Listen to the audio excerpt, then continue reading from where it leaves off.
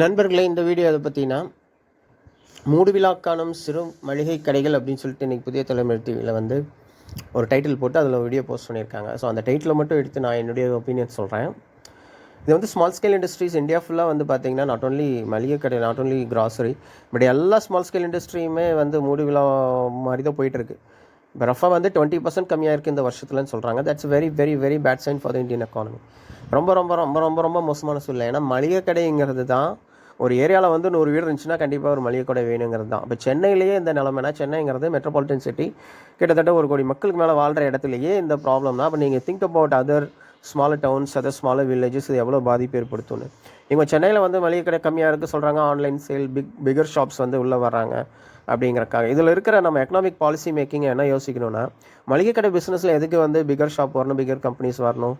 1000 கோடி 10,000 கோடி 1 லட்சம் கோடின்னு சொல்லிட்டு டாப் 1% இருக்கிற வந்து ரிலையன்ஸ் மாதிரி குரூப்போ அல்லது வந்து பெரிய பெரிய பில்லியனர்ஸை வந்து எதுக்கு மளிகை கடை பிஸ்னஸ்க்குள்ளே விட்றாங்க? இது வந்து இந்த கான்செப்டே வந்து தப்பு தான். மளிகை கடைங்கிறது வந்து ஸ்மால் ஸ்கேலுக்கு மட்டுமே அவங்க கொடுக்க வேண்டிய ஒரு ஏரியா. ஈவன் மீடியம் என்டர்பிரைசஸ் கூட கொடுக்கக்கூடாது. ஏன்னா இந்தியாவில் படித்து முடிச்சுட்டு கோடிக்கணக்கான பேர் வேலை இல்லாமல் இருக்காங்க. ஒரு சின்ன பொட்டி கடைங்கிறது யார் வேணால் வைக்கலாம். அப்படிங்கிற ஒரு 4 பேர் சேர்ந்து ஒரு மளிகை கடை வைக்கலாம். இந்த ஆப்பர்ச்சுனிட்டியை வந்து நம்ம ரிலையன்ஸ் மாதிரி கார்பரேட்ஸ்க்கு கொடுக்கலாமா அப்படின்னா கொடுக்கக்கூடாதுன்னு தான் நான் சொல்லுவேன். இது எக்கனாமிக் பாலிசியில் ஒரு பிக் ஃப்ளா, அது ஒரு பிக் கேப். இதை வந்து கரெக்ட் பண்ண வேண்டிய கடமை சென்ட்ரல் கவர்மெண்ட்டுக்கும் ஸ்டேட் கவர்மெண்ட்டுக்கு தான் இருக்க ஒழிய பொலிட்டிக்கல் பார்ட்டிஸ் இருக்காங்களே, பாரதிய ஜனதா பார்ட்டின்னு சொல்கிறாங்க. என்ன அர்த்தம்? இந்திய நாட்டுக்கான மக்களுக்கான கட்சின்னு அர்த்தம். ஆனால் அப்படியே இருக்குது. செய்கிறது என்ன? இந்திய நாட்டுக்கான கார்பரேட்டுக்கான வேலையை செஞ்சுட்ருக்காங்க. திராவிட முன்னேற்றக் கழகம் அப்படின்னு சொல்கிறோம். திராவிட மக்கள் வந்து முன்னேறணும். மக்கள் முன்னேறணும்னா என்ன? 99% மக்கள் வந்து பெர் கேபிட்டா இன்கம் இன்க்ரீஸ் ஆகணும்னா அதுக்கான இப்போ ஸ்மால் ஸ்கேல் இண்டஸ்ட்ரி, ஸ்மால் ஸ்கேலுக்கு யாரெல்லாம் இப்போ மளிகை கடை வந்து ஒரு ஸ்மால் ஸ்கேல் பண்ணால் இதில் வந்து பிக்கர் பிளே வந்து, அதாவது பிக்கர் கார்பரேட் சொல்ல வந்தாங்கன்னா எப்படி கம்பீட் பண்ண முடியும்? இது அன்ஃபேர் கேம் தானே. ஸோ இந்த மாதிரியான விஷயத்தில் எக்கனாமிக் பாலிசி மேக்கிங்கில் ஒரு பிஸ்னஸில் ஒரு ஃபேர்னஸ் கொண்டு வர்றது ஒரு கவர்மெண்ட்டுடைய கடமை. Both central and state government பண்ணணும்.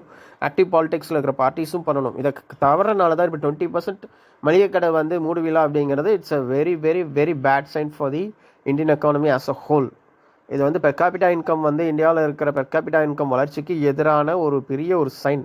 இது டிப் ஆஃப் த ஐஸ்பர்க்னு நான் சொல்லுவேன். ஏன்னா மளிகை கடைங்கிறது எல்லா ஏரியாவிலும் இருக்கக்கூடியது. மளிகை கடை வந்து கம்மியாகுது அப்படின்னாவே ஸ்மால் ஸ்கேல் இண்டஸ்ட்ரி அடி வாங்குதுன்னு ஒரு சைன் தான். இது ஒரு எக்கனாமிக் டிசாஸ்டருக்கான ஆரம்பம் நான் சொல்லுவேன். இதை மக்கள் வந்து சீரியஸாக எடுத்துகிட்டு இதை பற்றி பேசணும். இந்த வீடியோஸும் ஷேர் பண்ணுங்கள், நீங்களும் பேசுங்க. ஸ்மால் ஸ்கேல் இண்டஸ்ட்ரி வளராமல் இந்தியன் பெர் கேபிட்டா இன்கம் வளராது, மிடில் கிளாஸ் இன்கம் வளராது. ஸ்மால் ஸ்கேல் இண்டஸ்ட்ரி அடி வாங்குதுன்னா எங்கேயோ சீரியஸ் எக்கனாமிக் ப்ராப்ளம் பாலிசி மேக்கிங்கில் இருக்குதுன்னு அர்த்தம். அதை நம்ம அட்ரெஸ் பண்ணணும், அதை நம்ம கேட்கணும், அதை நம்ம சரி பண்ணணும். அது நம்மளுடைய கடமை. Thanks for watching, guys.